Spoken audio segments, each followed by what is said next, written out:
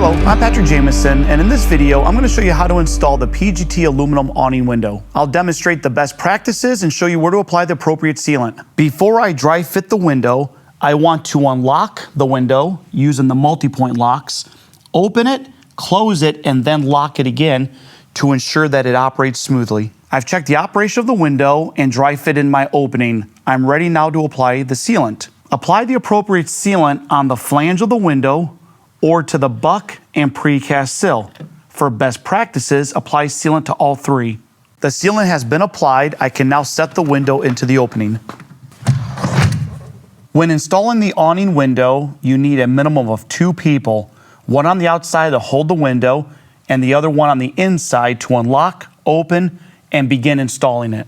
Following the window's product approval, use the correct fasteners in your application.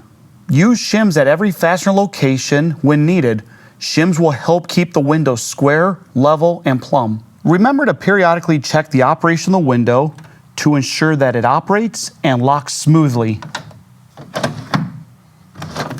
When anchoring the bottom of your window, drill through the pre-punched holes in your concrete and get all that dust out. Fill the cavity with sealant. You can even run your fastener through the tube of sealant and anchor your window down.